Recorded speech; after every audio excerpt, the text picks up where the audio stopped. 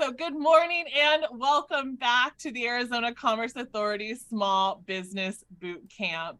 My name is Faith Ritchie and I'm the Small Business Programs Manager here at the Arizona Commerce Authority, filling in for usual host Robert Theobald. Now, at the beginning of these boot camp sessions, we always like to give special acknowledgement and thanks to the many community partners who, without their assistance and expertise, we would not be able to consistently provide this free educational information to our small businesses across the state. Now, the Small Business Boot Camp was formally designed to assist small businesses of less than 20 employees return from the COVID crisis stronger than ever, but it continues to provide content to assist small businesses prepare for success, plan for their future, and grow a thriving business. As mentioned, it continues to be a statewide initiative supported by our many community partners and hosts a content library and newly added workshop series for extended topics. Let's see, moving. Oh, my screen froze. Well, the content library, as I'm sure it'll kick us ahead quite a few. Oh, here we go. Our content library is the collection of over 200 recorded sessions. These sessions are available on our Arizona Commerce Authority website, and I will share that link in the chat for you. If you were unable to join us live on our Tuesday mornings, or if you are just looking for a new topic of discovery, I encourage you to visit that content library for more information. Additionally, there are programs available for the Arizona Commerce Authority that may pertain to you and your business. Quickly, I'm going to stop sharing my screen to see if we can get our PowerPoint back in check. But if not, we can quickly turn over the time. But shared is our content library. In addition to those recordings, as mentioned, we are also hosting a workshop series. Our workshops so far have happened each quarter alongside the Phoenix Business Journal. Our upcoming workshop will be happening the first week of November, and apologies for the screen share, the world of Zoom, and here we are still struggling day to day. So I apologize that my screen is not sharing. It's very unfortunate. So I will go ahead and stop speaking with my unshared screen, and happy to turn the time over to today's presenter, Mike Jones of Resound. Mike has joined us previously for the Small Business Boot Camp, and I know we always get so many questions of the rich content he provides. So as I turn over the mic to Mike, please be sure those questions that you have during his presentation today, please ask those in the Q&A, because I don't want your questions to get lost in the chat, because I'm sure we will be asking a lot of engaging information from you, not just hello. So please, without further ado, I'm happy to turn it over to Mike. Again, apologies for my lack of screen share, but here we are. So Mike, thanks so much for being with us this morning. I appreciate it. Thank you, Faith. It's really good to be here. I'm going to share my screen so everybody can keep track of where we're at today. We're going to be diving into the rich topic of branding, and in specific, how to build your compelling brand story. And we'll get to more of what exactly that is in a little bit, but that's what we're going to be digging into today. Again, my name is Mike Jones, CEO of Resound. We are a local brand consultancy based out of Tempe, Arizona. I'm actually calling in from our office today. And we've been working with brands all over the state and really all over the country for almost 14 years now. And I'm really excited to share more about some of our thinking and our process that I want to give to you to actually start making your own brand remarkable and making it compelling, that you can really engage with customers and really drive your business forward. So I'm excited to do that. A little bit more about our agency, Rizan. We actually have a fundamental belief, which is that all people are intrinsically remarkable. And therefore, the organizations that those people make up are together on a mission, right, within that organization, that those organizations are remarkable too. And we exist because, unfortunately, a lot of organizations don't actually act like it, either because they don't believe it or they don't know how. And so we bring tools and a process to the table to help organizations, particularly B2B, but you can apply a lot of these to B2C as well, in order to resonate with their audiences and really grow lasting customer relationships. And we use content design and video in particular to do that with our clients.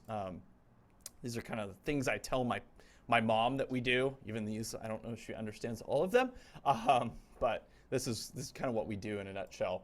And some of the brands that we've worked with, many of which are based here in Arizona, been a real joy for me. I'm born and raised here in Arizona. I love this state, and I love helping businesses here really grow and thrive.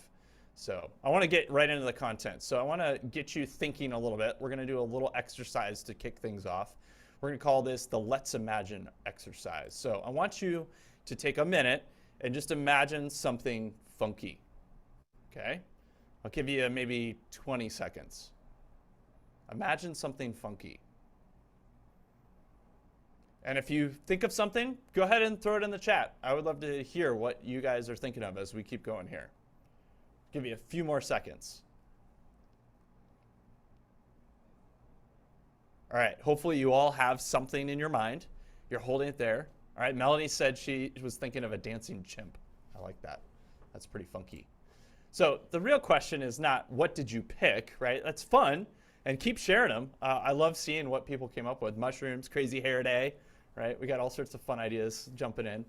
But who actually defined funky in this exercise, right? And the answer is you did, right? I said, give me, think of something, imagine something funky, and you just went ahead and did it. And nobody asked me, what do you mean by that, Mike? And what are you looking for? And what are the rules? And how do I define funky so I can really make you feel good, Mike, about asking for this funky imaginary thing? Oh, bell bottoms, I like that. But you got to define funky in this exercise. So the follow-up question is, does your customer, and for the sake of this exercise, we'll just say, I'm your customer. I asked you to do this, right? To think of something funky. Do I agree with you? Do I think that your bell bottoms or your funk music or your glittery purple platform boots are funky, right? And do I agree with you? And does that really matter, right? And if not, if I don't agree with you, I don't think I love that, the glittery purple platform boots, but let's just say for a moment, I didn't agree that those were funky. They sound funky to me, but maybe I don't, I'm in a bad mood. I don't think they're funky. Did you somehow fail in the exercise, right? No context was given. No one asked me for more context. I didn't give you any more context. I didn't tell you what I was looking for when I said funky. I didn't give you any definition, didn't give you any parameters, and you just thought of something, right? Did you fail in some way? Let's relate this to brand, right? So your brand, who gets to actually define your brand for your company, right? I think a lot of times we're tempted into thinking that the customer gets to have a lot of say in the brand, right? We want to appeal to people. We want to be compelling. We want to be interesting. And so we want to go out there and find out what people are into. And we're going to craft our brand around what we think other people want it to be, right? But in reality, I don't agree with that, right? And that is because your brand is yours, right? It's your identity as an organization, as a company. So you should get to define it, right? Now, the customer definitely plays a part in this process. They're going to tell you if they agree, right? They're going to tell you in very specific ways, one of which is they're going to buy from you, right? We like to think like, oh, the customers are going to be raving fans. They're going to love us. They're going to tell everybody that they know all about our company and what we provide for them because they love our brand, right? Well, that's somewhat true. Some of your customers may be those kind of raving fans, those evangelists, right? But the vast majority of customers in every single industry don't fall in love with the brand. They just like it, right? And they tell you that by just buying, right? And one of the great signals that you can find in that purchasing process is, are they willing to buy again, right? Is it more than once? That's a great sign that your brand is starting to work for you. And they're also going to tell you when they don't agree, right? And a lot of times we think, oh yeah, that's those like bad, 1-star reviews on Yelp that I hate so much. Those are like those bad Google reviews. That's like the nasty email from that one customer who just had a really bad day. Well, that's sort of true, right? Those definitely happen, and they definitely don't agree with your brand. But in reality, the people that don't agree with your brand are the ones that don't keep buying from you, right? They might try once, but they don't keep coming back because there was some disconnect between the promise that you made and the experience you delivered with your brand and what they actually got and what they were looking for. Okay. So if you're starting to notice some trends here and you're starting to go, ooh, yeah, some of these things maybe we need to work on, I want to give you two things to think about that might help you to focus your branding efforts. One is consider, are you communicating and behaving according to your brand definition? Now, there is an assumption in this. Have you actually defined your brand? And have you defined it well? But then, if you think you have, how well are you doing at executing on that brand definition all the time, right? Is it consistent? Are we really engaging people with it? Those are things you can start asking that'll maybe start to uncover some areas where you can really push your brand forward. The second is maybe the customers we have are the wrong fit, right? Or the people we're trying to go after as customers. And this often happens with brands that have been around a while, right? Your brand is not static. It doesn't just sit there and remain the same forever and ever and ever. Now we can get close, right? You can think of a brand like Coca-Cola, and it's pretty close, but even they have different experiences. They try different products. You see new ads come out all the time, right? They're trying new things. But the question is, are your customers or the people you're trying to get as your customers the right fit for your brand? And that again assumes that you really understand your own brand really well and then therefore know who might actually be the right fit for it. And especially if you're dealing with, maybe you've been in business for 20 or 30 years, a lot of times the brand that you started with is not the same as it is today. And so if you have customers that have been around for the whole long haul, they probably have a perception of you based on a previous iteration of your brand rather than the identity that you have today. So those are questions you want to be thinking about as you're thinking about, is our brand really being all that it can be? And are we really attracting the right customers and engaging them and keeping them? I want to tell you a little bit of story to kind of help flesh this out a little bit. So this is a brand I think almost everybody in the world recognizes. We can all look at this logo and go, yep, that's Nike, right? What's really interesting is that what did Nike start as, right? Think about maybe what's the product that maybe you most think about when it comes to Nike, or if you actually were familiar with Nike back from the 1970s when they were founded, what were they known for originally, right? I'll give you a second to think about that. But they were known for one particular product for one particular audience. It's very interesting that a global company as large as Nike today really started as something very narrow and very focused, right? They started as the professional running shoe company, right? Yeah. Melanie said, all I know is Air Jordans. I think that's probably the more common perception of Nike today. But even before Air Jordans, before Michael Jordan was part of the brand, before all these different products that they had in all these different sports, they started with one particular product line, which was professional running shoes. They really had no other products. They developed an entire culture for about 10, 15 years all around this idea of we are the professional running shoe company. But that was not the vision that Phil Knight had for the company. He said, yeah, that's a great place to start. We've been really successful at that. And in the 80s, he embarked on a new mission to kind of expand the vision for Nike and say, I never ever wanted to just be this. I think we can be so much more than this as Nike. And so he embarked on a process to really expand Nike to a much broader audience, to say we want to provide products for a lot more people. We want to provide products more in line with maybe like a Reebok type company that was selling mass consumer way beyond professionals, way beyond those who are just like dedicated to a single sport and making money doing it, right?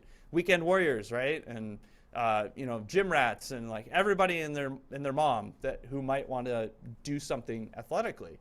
And so that was the mission that they embarked on in the 80s. And in that process, like all good companies, they put together a marketing plan, and part of that plan is we're going to put together an ad campaign, and we're going to launch this new kind of vision for our company out in the marketplace. If you want to read more about that process, I highly recommend Scott Bedbury's book, A New Brand World.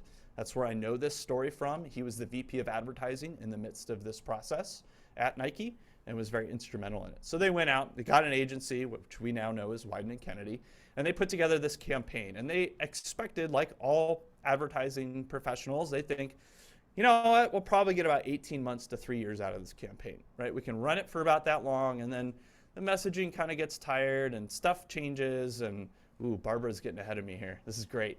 Yeah, and stuff changes, and so we'll get maybe 3 years out of it. And what they came up with was this campaign, as Barbara already called out, right?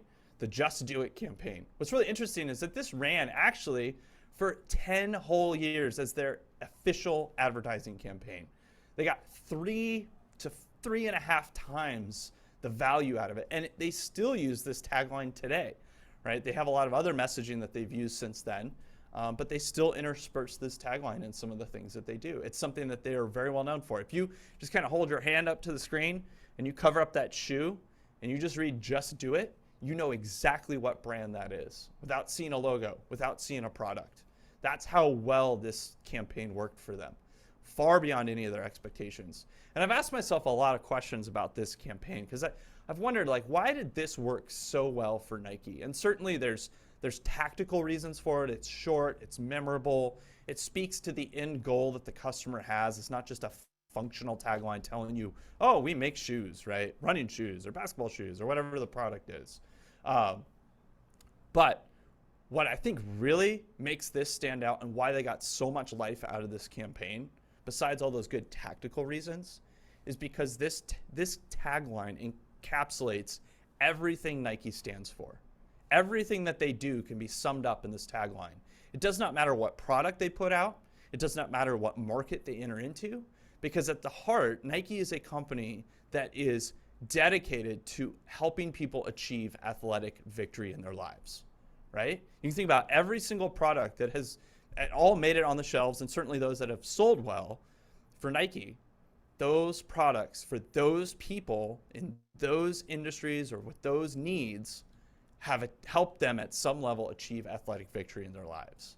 And this tagline encapsulates that identity, right? This is an identity tagline. It's not just a functional tagline. It is an actual summary. It is their story in 3 words. And that is why I think it is such a powerful, powerful tagline for Nike. All right, and it works for Nike. It's not going to work for everybody else. As good as it is a one-of-a-kind tagline for them. So today, I want to give you some tools that you can use to actually start building your own authentic brand story, right? And maybe start to shoot for something that is Nike-esque, something that really encapsulates what you do at an identity and purpose and mission level that really will resonate with customers. And I want to just kind of back up a second and give you a bigger picture. So we're going to cover 2 main things today. We're going to cover brand and why it matters. We've already talked a little bit about that, but I want to unpack that a little bit more and make sure we're all on the same page as to why brand matters. And then I want to give you the tools to develop your own brand story. Now, these are part of a larger course that I've developed. So there's 2 other modules that cover brand values and brand personality that I think are really critical, but we just don't have time today. I normally deliver these as a full-day workshop for a lot of our clients, and we're going to cram this down. We've only got about 40 minutes left, so we're going to be flying here. We're going to go super fast. But if you want to dig in more, you can definitely check out my book and my course if that's of interest to you, and I'll have these links again at the end if you need to grab them. But I'm going to be jumping right in here. So what is a brand? I want to make sure we're all on the same page because we might have some kind of presuppositions, some ideas about brand that we're coming to the table with, and I want to make sure we're all coming to it at the same point. So a lot of people are like, oh yeah, it's like a name, right? Name's really important. Certainly you can look at these 4 names and go, those seem like pretty important names. Think about how many times I've used them just generically for any kind of product, any kind of brand within that category. These are not categories. These are actually trade names, right? And you'll look, I think almost all of them are registered. Okay, so name, logo seems to be important. having some kind of visual mark or identity, symbol of identity, right? That seems pretty important. Certainly you can look at logos like these and recognize the brands just from the logo itself. It's pretty interesting, right? But if I said name and logo, that's all you need for a brand, most people look at me and go, no, Mike, that's not it. There's more to it. And I would go, yeah, I would agree with that. So maybe you need to be like Nike. You need a name and a logo and a good tagline and a cool ad, right? That's what we need. Get Michael Jordan on there, right? That's gonna make our brand. I don't know. Think about that for a second. Does that feel like the entirety of Nike's brand? Those things. So let's say those 4 things roughly. No, it does feel like there's more, right? And not least, you kind of need a product. You need something that you're going to deliver to customers that gives them, helps them in some way, delivers value to them. So again, you can think of like an Apple, right? You've got Apple, the name, the logo, maybe a cool tagline like think different. That really cool ad from, I think that was like the late 80s, early 90s, what they launched the Think Different campaign with. And then, okay, we've got the Apple Watch, right? We've got a product. Is that the brand? That's all we need, right? Name, logo, tagline, ad, and a product, a cool product. That's it.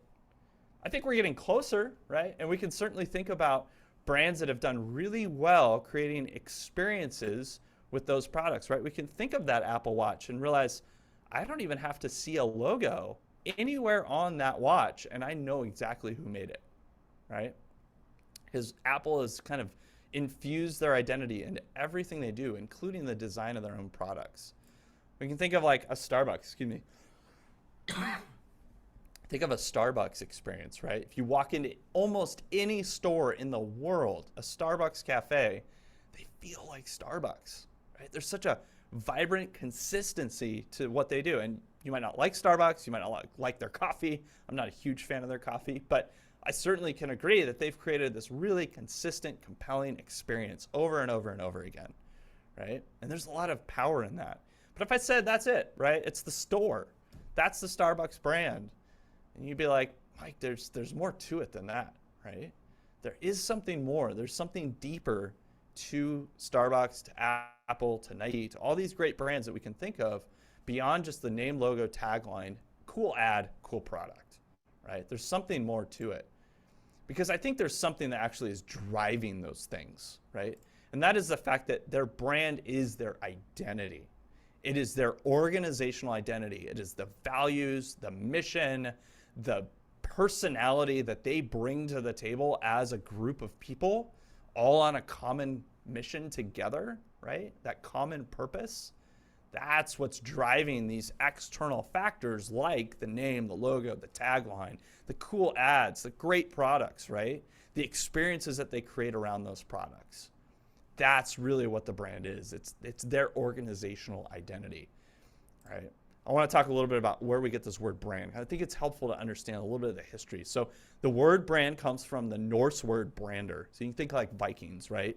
Going around pillaging and stuff. They also grew things and had a much more vibrant society than just, pirates. But you can think of the word brander, think of Vikings, right? And it literally meant to burn, right? To burn something. Very quickly, it starts getting associated with kind of the agricultural concept of branding, right? Taking a hot iron and marking some livestock. And it was a mark of ownership. And you can think about why that's important, right? Like if you take your sheep out on a hill and your neighbor takes their sheep out on that same hill, and at the end of the day, you got to separate the sheep back out. If you don't have some kind of mark on your sheep and their sheep that signifies I own these and you own those, well, then we're going to probably have some kind of argument.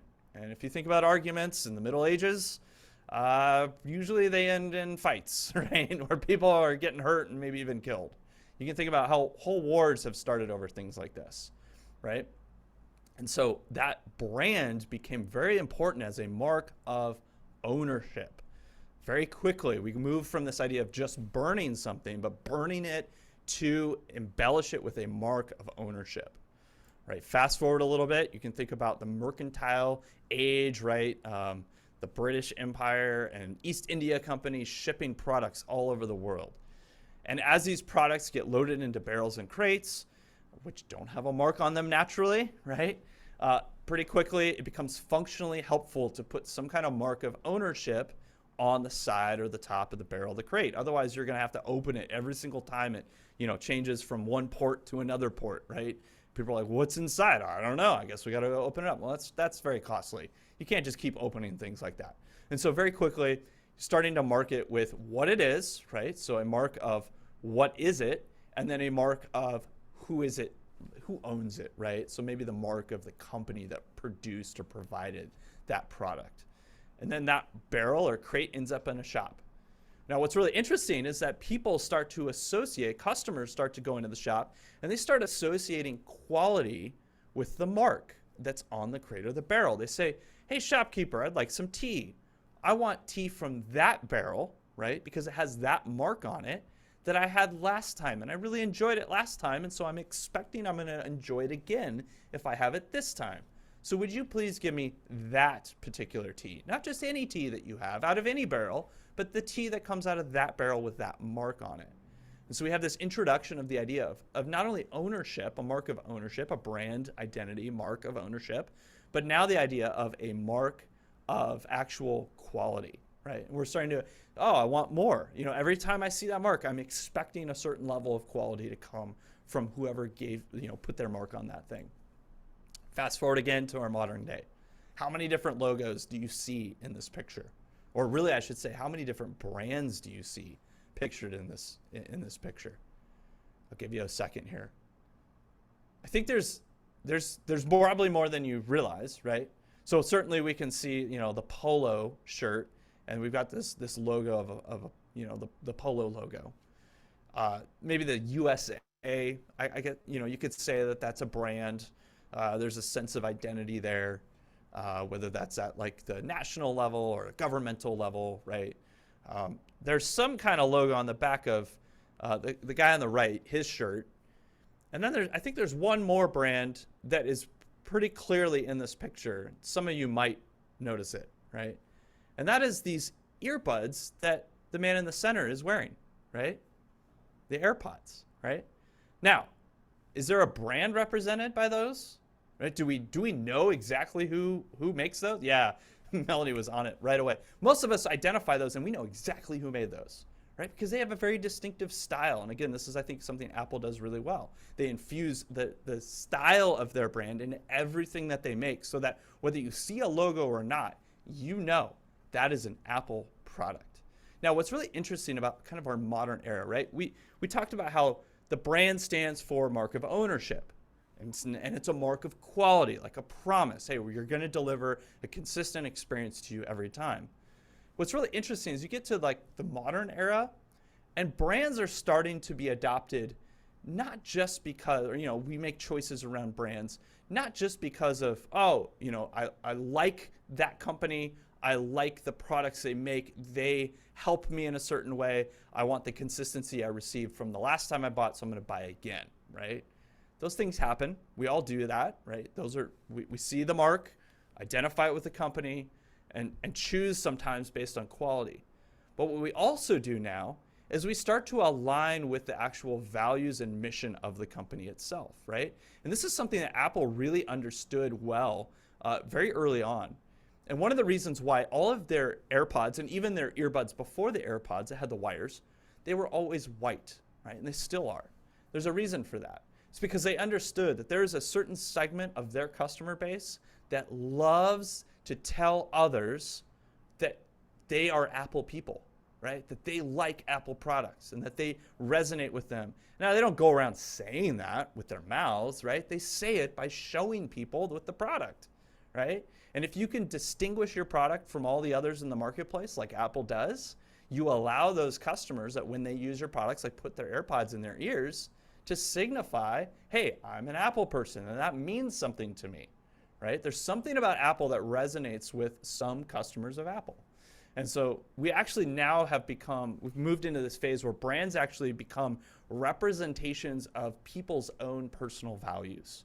The things that I care about are things that I want to go show others through the products that I buy, right? There's a reason why the original Prius design, and still today, I think, is a very ugly design. It's a very distinctive, but it just doesn't look like a lot of other cars, and especially when it first came out. I mean, it looked nothing like other cars on the market. Why is that? Well, it's because Toyota understood one of the reasons, especially early adopters of electric vehicles, one of the reasons why so many of them chose to drive electric vehicles is because they wanted to show and demonstrate that they were doing something good for the environment, right? I'm no longer polluting with gas. I'm going to drive my electric vehicle. And I want others to know that I am doing good by driving this electric vehicle. And so a way to help their customers do that and live out that personal value was to create a product that was very distinctive and very clearly an electric vehicle and not a gas-powered vehicle. And that's why you got such a distinctive design. You can argue whether it's pretty or not. That's not really the point. It's that it's very distinctive. It does not look like another gas-powered vehicle. And that worked really well for them, especially early on in that process. All right. So why does brand matter, right? We talked about what it is, right? Mark of ownership, mark of quality, and a signifier of shared values with your customers, at least at some degree, right? Now, maybe not every customer buys from you because of shared values, and that's fine. We don't need every one of them to, but at least some of them, right?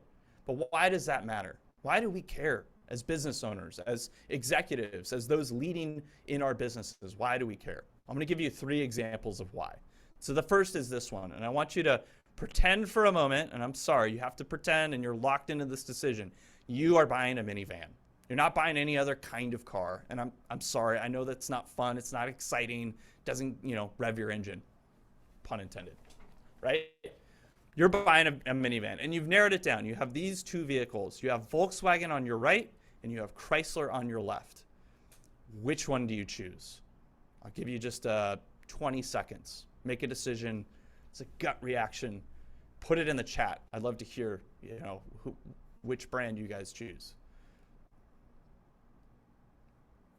Got a few VWs, a few Chryslers. Oh, lots of VWs coming out. Okay. Toyota. Yeah, well, Toyota's not a choice. I'm sorry, Gabriella. I wish it was. You're stuck with one of these 2. Okay. So it looks like the majority of people are choosing Volkswagen, and that's usually what I find. I've asked hundreds and hundreds of people this question. About 80% choose Volkswagen over Chrysler. Now, why did you choose Volkswagen? The 2 main answers I get, maybe one of these is why you chose it, is because of the safety that they're known for, or the German engineering, is some kind of combination of the 2, right? So something functionally about this vehicle is really good, right? It's got a good engine. It's got a good manufacturing. It's a really well-built machine. It's really safe, right? German engineering. That's, Karen, that's what I hear a lot. So think about that for a second. And now I'm going to ask you another question. Unless you're a car guy or a car girl or car somebody, this isn't going to make a whole, you're not going to know how to answer this. What's the fundamental difference between these 2 vehicles, right? So obviously there's some styling differences. There's a logo difference, right? There's a different brand marked on each one. Maybe a little bit different interior. But if I strip all that out and I look at the drivetrain, right? I look at the chassis. I look at the things that really matter for getting from point A to point B. What's the difference between these 2 vehicles? And if you're an insider, you know there is no difference. They are, in fact, literally the exact same vehicle. So the Volkswagen, they actually wanted to enter into the market with this particular model, or they wanted to enter into the minivan market. They didn't have one designed. And so they went to the established players in the market. They went to Chrysler and they said, why don't we just use your car? Let's use your minivan. And Chrysler said, sure, if you pay us, you can use it.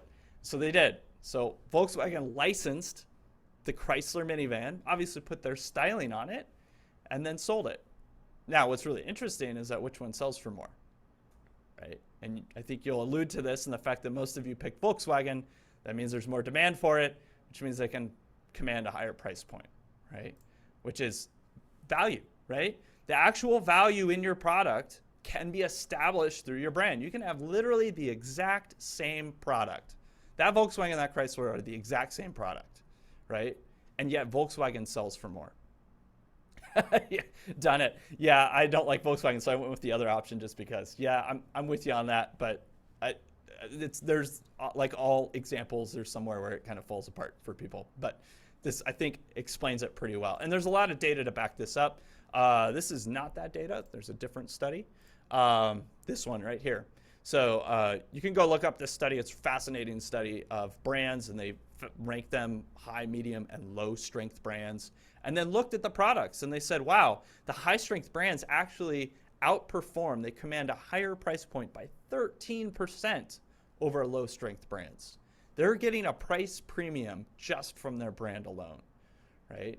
Now, there's other values of brand too. You can get actually higher sales volume through your brand, right? You can think about how much Volkswagen's brand might be helping them to sell more vehicles.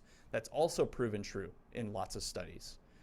And then even the value of your own company, right? This was a study done of a number of brands over a 10-year period. These were publicly traded brands, so they could track their stock value. And they evaluated those brands as high strength, said, okay, we're gonna make kind of a fake portfolio of high strength brands, look at how they did over the last 10 years, and then compare that to the S&P 500 and the MSCI World Index. And they outperformed both by significant margins, right? The actual value of your company can command a higher, the strength of your brand can actually command a higher value for your company. All right, two more examples. We'll do these real quick. Here's another example, two brands in the window. I think we all know who they are, Uber and Lyft, right? Now, what's really actually different about these two companies? Do you get like really a different product? The app's pretty much the same. Price is pretty close. You're gonna get from point A to point B in roughly the same amount of time. In fact, you're even gonna probably get the same driver, whether you pick Lyft or Uber. I mean, you can look at that in this window. This driver is driving for both of them, right? So there isn't like a really fundamental difference between the two, and yet we all know them as different companies, right? And we might even have feelings about them, strong feelings one way or the other. You know, I might really like Uber, and maybe you really like Lyft, or vice versa, right? Why is that? Well, it's, I think, in part because brand creates differentiation. It says we are us and not them, and they are them and not us, especially if you do brand well, right? And if you think back to this example, it's really interesting that one is pink and one is black. Those are very different colors. And I don't think that that is just by accident. I think that is actually an example to us of how Uber and Lyft have attempted very hard to differentiate from one another and allow people to make a choice. The reason this matters is because people's brains are wired to conserve calories, right? We want to make decisions as quickly and as easily as possible in order to conserve calories. One way to do that is to provide a means by which people can differentiate you versus them, right? And just say, hey, all things being equal, make a choice, make it easy. When people are presented with complex, hard decisions that they don't value enough, they will bail. And they will opt out for other differentiators. They will look for shortcuts to differentiate you versus them. One of the main ways that they will shortcut is very costly to you, and that is they will go for lowest cost, right? And so when all things are equal and they don't understand the difference between companies' offerings, they will choose on cost. And if that's the way you want to go, have fun. I think that's a war of attrition that you're entering into. So one of the ways you can help people to start making a decision is just to be different, to differentiate with your brand. All right, one last example for you. Brand we've already talked about a lot. It's Nike, obviously. There's a lot of products pictured here.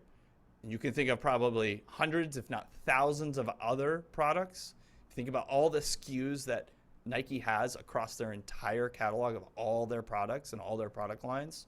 Thousands and thousands and thousands, right? Why is it that Nike can sell so many different products? Some of which are probably not actually functionally better than anyone else in their market, right?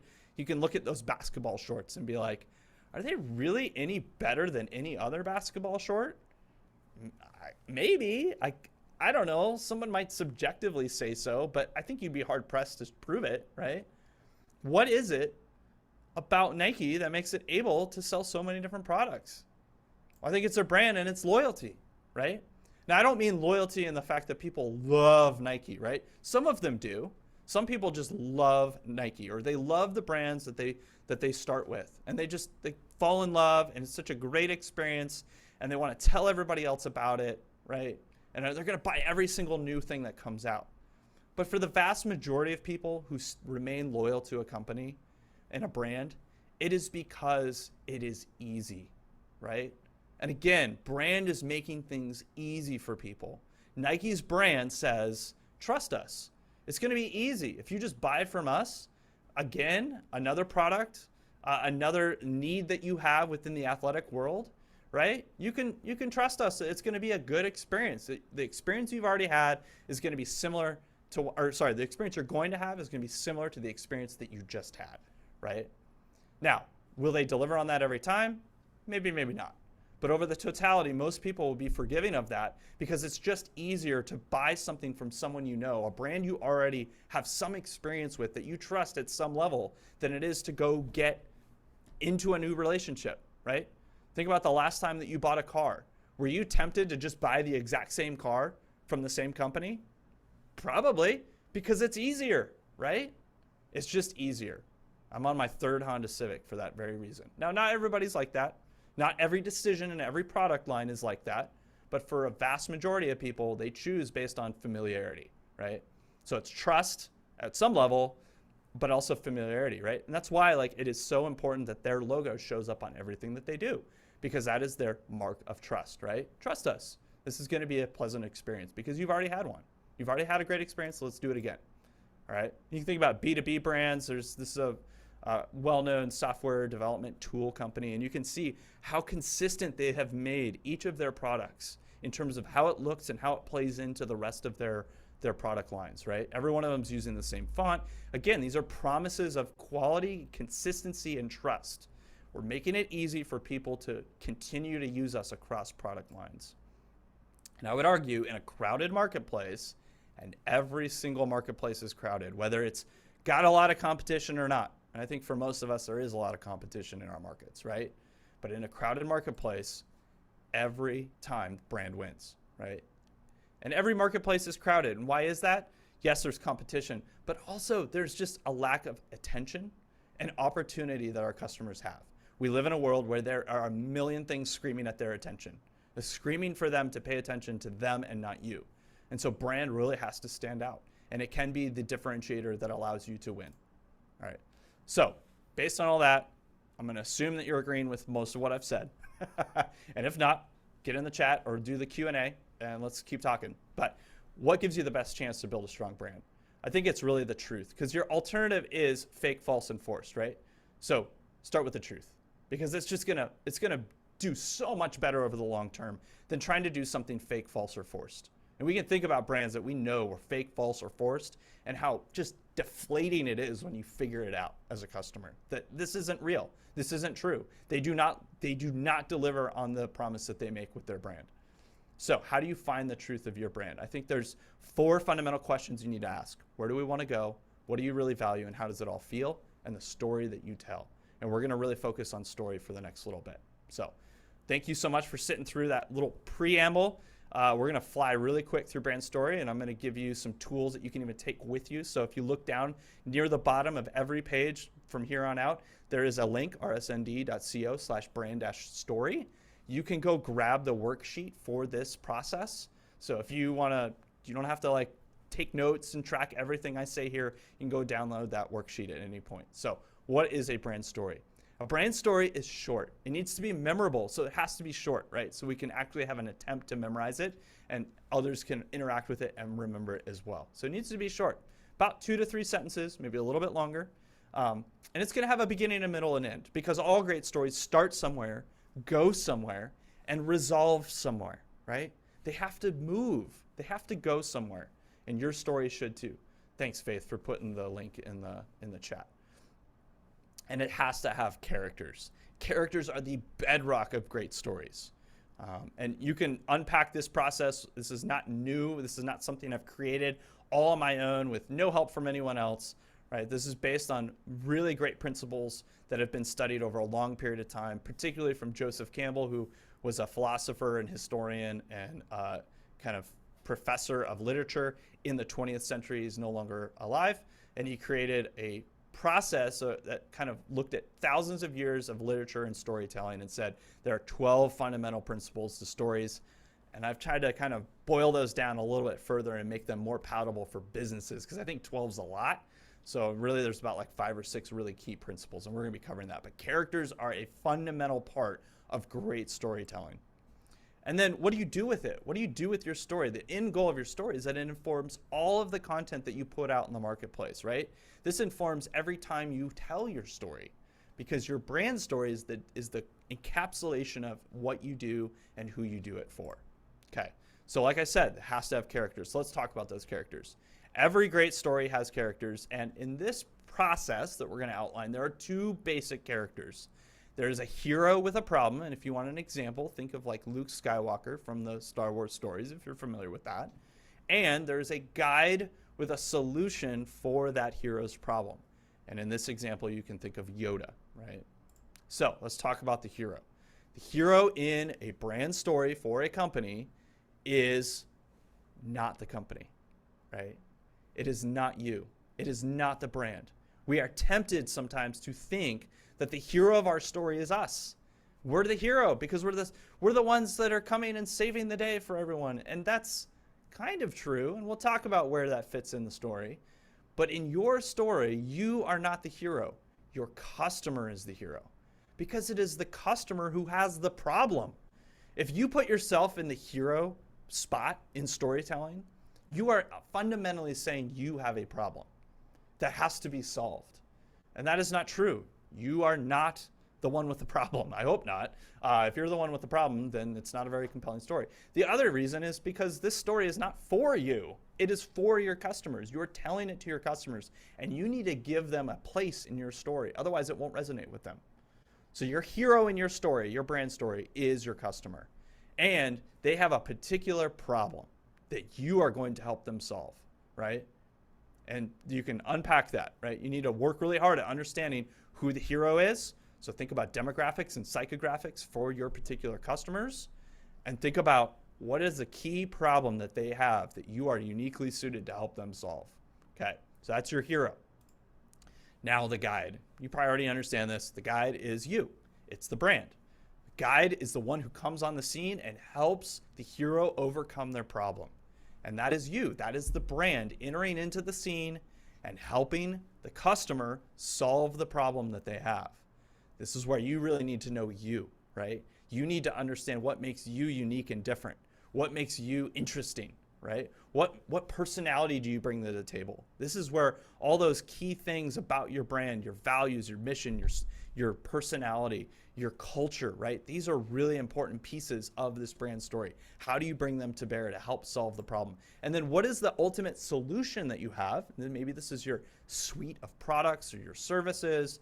What is it that you offer, and how is it different or uniquely suited to solve your specific hero's problems, right? Again, the hero is your customer. All right, so let's start putting it together. We got to build this story from beginning, middle, end. And we're going to use kind of a Mad Libs template to help you do that. So let's do that with a fictitious company. I'm going to call them SmileCo. This is super basic. Don't read into it too much. It's just an example. Okay, so to begin your story, the beginning of a great brand story begins with the State of the Union. The hero exists before you come on the scene, right? Who is the hero? We're going to introduce the hero, and we're going to introduce their problem. What is life like for them? So you could answer that by saying, before we were here, and then you fill in the blank about your customer. So we could write that for SmileCo. We might say, before we were here, preschoolers were sad. So we are introduced to the core hero of our story, who's preschoolers, and their core problem, which is that they're sad. All right, so you would do that for you. And we don't have time to go through this and actually have you develop this. Again, we don't have time to do a workshop version of this, but hopefully you can get that worksheet and do this for yourself. The middle is the realization that you're there, right? This is you entering into the scene. This is the introduction of the brand with your particular solution and the way that you engage with your customer and help them solve their problem. You could answer that by saying, then we showed up, and then you fill in the blank. So for SmileCo, we could say, then we showed up with our SmileCo Smile Paint vending machines, and preschoolers realized they didn't have to be sad. So you would do that for you. Now the end is the resolution, right? This is the resolving of the problem and a new state for your customer. They overcome their problem with your help. And then what is life like for them, right? So it's not just, oh, had a problem, don't have a problem. It's that not having a problem creates some new value for them, right? So the difference we made, you can answer that by saying the difference we made, and for SmileCo, you would say the difference we made is that preschoolers painted smiles on their faces and made each day of school a little happier. All right, so we're starting to see like kind of what is the end state for that hero. All right, and then you could do a what if. This is like the alternative ending to the movie. What happens if they don't go with you, right? And I would caution you, this is probably not something you want to use a lot outwardly in your marketing and your communication because it's kind of negative, but it's a really helpful tool for you to understand what's kind of going through your customer's mind when they're considering you. And they're thinking like, oh, should I use you? Should I partake in your products? Should I try you out, right? And be thinking, what is it that they're going to be like if they don't go with you, right? So then for a SmileCo, we could say, when we weren't there, preschoolers continued to be sad and found that school was terrible, picked fights, their teachers and parents were frustrated, and they ended up in juvie. All right, probably overstating things a little bit here, but you kind of get the point. It allows you to kind of see what happens. Where does this story go if they don't go with you? It's not just that they stay stuck with this problem. That's kind of true, right? But it probably leads to other ramifications for them. All right. So we're going to put it together and start getting creative. So for SmileCo, we could do something like this story. The world felt like a sad place because preschoolers didn't have an alternative to sadness and frowns. SmileCo, like a ray of light bursting through burdensome clouds, brought a new and refreshing alternative to sadness with our face paint vending machines. Preschoolers everywhere took notice, choosing to abandon continued sadness and painting their faces with SmileCo's amazing brand of smiles. That's a brand story. It's a little formulaic. It's a little cheesy, right? But you could actually probably start to see the beginnings of maybe like an actual ad or a commercial in this writing, right? Because it has all of the pieces that make for a great story. It has a hero with a problem. It has a guide with a solution. And it has a resolution at the end for the hero that their life is better, right? So yeah, I could see a total cartoon ad. Yes, I love that, Barbara. So you need to go write yours, but that's your like baseline story. And I want to give you some tools that you can use to make it remarkable, right? To make it really interesting and compelling. So I'm going to give you 4 basic tools. The first is that you weave the pieces together covertly. So I gave you a formula is like beginning at the beginning, middle at the middle, end at the end. You don't have to use that formula. I would write it that way first, get really comfortable with a story that is formulaic, and then start to move the pieces around. An example would be like this with Virgin America. I'm not going to read the whole thing, but they actually start with the hero at the beginning, and they start with some of the problem, but then they actually in the middle give you kind of the benefits, right? The value that they give to their customers, and then at the end they put in what is the product features at the end of the story, right? So at the beginning it's a problem, the happy ending is in the middle, but the middle part with the features of the product is actually at the end of the story. And that's a great way to do it. Now you can invert it even more from there. Put the end at the beginning, put the beginning at the end. Like you can mix it up, try different ways of putting it together. Another thing that you can do is infer the hero's problem from the solution. You don't have to explicitly state the problem. Sometimes it can feel a little overwhelming for customers if you're like really blunt with their problem. Instead, you can infer it by stating what your solution is. Beats does this well. They say they help bring the energy, emotion, and excitement of playback in the recording studio. They bring that back, right? They don't say, oh, listening on regular headphones sucks, right? They could say that, but instead they paint a positive picture that kind of infuses it with a little bit more positive energy. And you can infer, oh, maybe my experience isn't that great, by stating what it could be like. Another thing you can do is imply your audience, kind of like inferring the problem from the solution. This is implying your audience. And again, it can be kind of obtuse sometimes to be really explicit with your audience and the particular attributes that they have.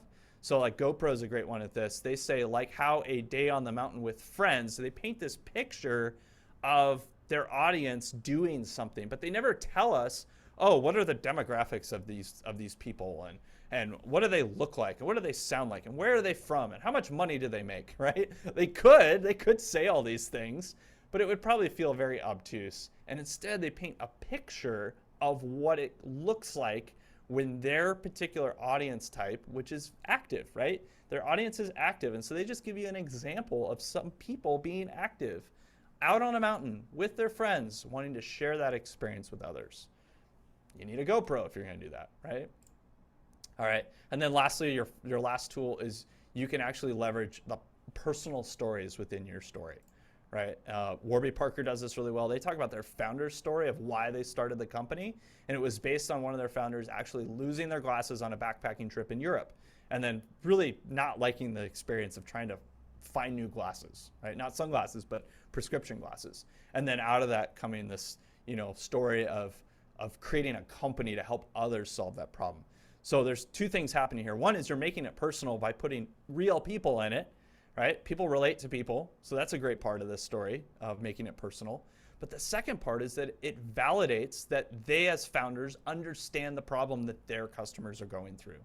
So yeah, so I know some of you got to jump. So I'm going to speed through the last little section here. Some examples for you. You can always go check these out when these slides are up and the video's up.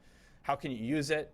I think first and foremost, it's an elevator pitch. Your brand story is your elevator pitch, right? So if you use this formula, you're going to have a great elevator pitch. Next time you need to introduce yourself to someone else, introduce your company to other people, you're going to have a perfect elevator pitch for them. You can also create different versions based on who you're talking about. You don't have to leave it static, but you can customize a little bit to speak directly to the type of people that you're going to be in front of. This should be the headline and intro on your website. Right? That's how good this story should be. It should tell your story in just a few words. That's so good that you're like, man, that's how we introduce ourselves right on our website. Boilerplate for your About Us section on brochures, sales sheets, press releases, other digital places that you're going to be putting your story.